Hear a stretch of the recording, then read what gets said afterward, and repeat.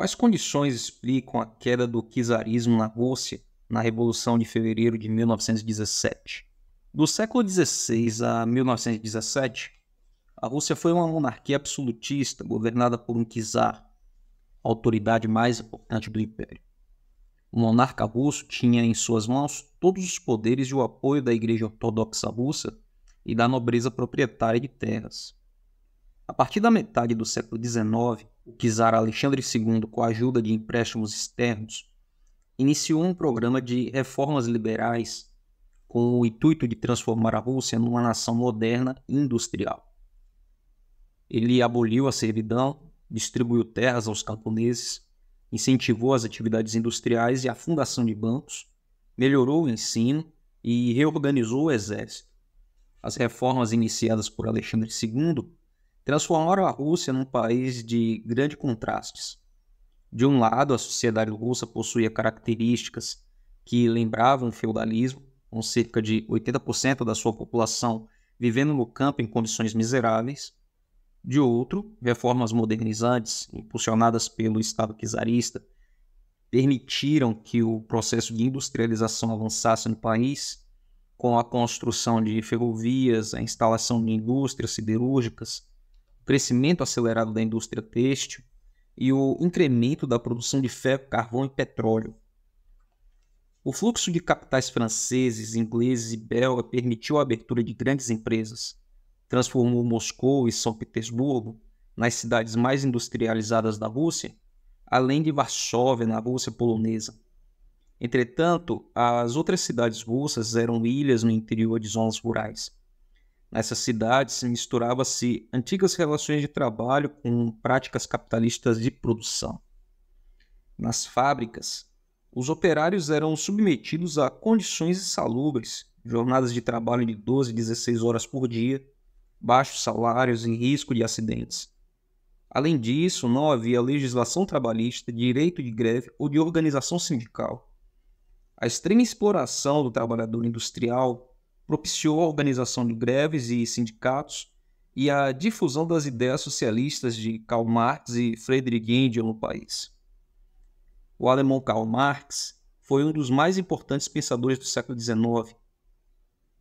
Friedrich Engels, que foi seu colaborador na escrita do Manifesto Comunista, que é a obra considerada fundadora do socialismo científico, que é uma teoria que parte da concepção de que os fenômenos históricos podem ser analisados e até mesmo previstos, ainda que parcialmente, com base no conhecimento das leis que governam o fundamento da história.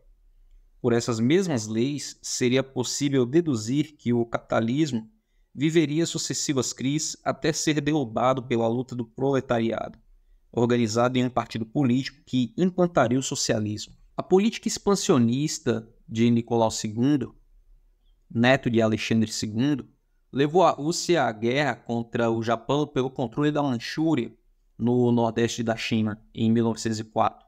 Com a derrota do exército russo, as tensões sociais aumentaram no país.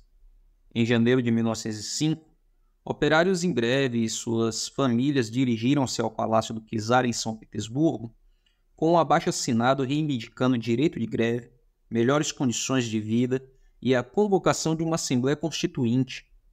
A manifestação foi fortemente reprimida pela Guarda Nacional, resultando na morte de centenas de manifestantes. Esse dia ficou conhecido como Domingo Sangrento.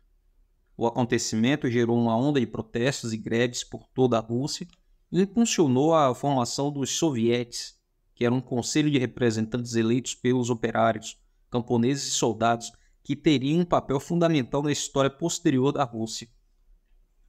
A oposição ao regime czarista tinha fortes laços com os setores rurais. Muitos dos opositores acreditavam que apenas os camponeses, com o apoio de outros setores sociais, poderiam derrubar o regime. Contudo, influenciado por correntes políticas europeias, o movimento socialista russo voltou sua atenção ao operariado. O resultado foi a criação, em 1898, do Partido Operário Social-Democrata Russo. Entretanto, a divergência de ideias entre seus integrantes levou o partido a se dividir em dois grupos. Inspirado nas ideias de Marx, os bolcheviques acreditavam na aliança entre os camponeses e o operariado para derrubar o czarismo e implantar o socialismo. Os mencheviques, também marxistas, buscavam uma passagem gradual para o socialismo por meio de uma aliança dos operários e camponeses com a burguesia. O rompimento entre os dois grupos ocorreu em 1912. Os bolcheviques formaram um novo partido e passaram a defender abertamente a queda do czarismo por meio de uma revolução proletária. O principal objetivo de Nicolau II ao lançar a Rússia na Primeira Guerra Mundial era dominar o acesso do Mar Negro ao Mar Mediterrâneo e afastar a influência do Império Austro-Húngaro na Península Balcânica. No entanto, a Rússia estava despreparada para enfrentar o exército alemão. Muitos soldados russos eram camponeses e combatiam o inimigo com armas tecnologicamente inferiores, além de a produção industrial e o sistema de transporte do país não atenderem às necessidades colocadas pela guerra. Para a Rússia, a guerra trouxe consequências sérias: crescimento das rebeliões populares e das greves operárias, inflação desenfreada e redução da produção agrícola, situação que gerou revoltas de soldados que combatiam nas frentes de batalha e fome em todo o país. Em fevereiro de 1917, rebeliões populares, greves gerais, revoltas armadas de soldados contra seus comandantes, uma grave crise de abastecimento e atuação de soviéticos no campo e na cidade criaram uma situação revolucionária na Rússia. A grande liderança surgida nesse processo foi o soviete da cidade de Petrogrado, controlada pelos mencheviques e socialistas revolucionários. O soviete pressionou o parlamento russo para nomear um novo governo em torno de um programa liberal. Diante dos acontecimentos, o czar foi obrigado a abdicar. A monarquia czarista foi substituída por uma república liberal, dirigida pelo socialista revolucionário Alexander Kerensky. Porém, a decisão do novo governo em manter a Rússia na Primeira Guerra Mundial gerou violenta oposição, liderada pelos bolcheviques. A crise na república recém-instituída desencadearia um novo processo revolucionário.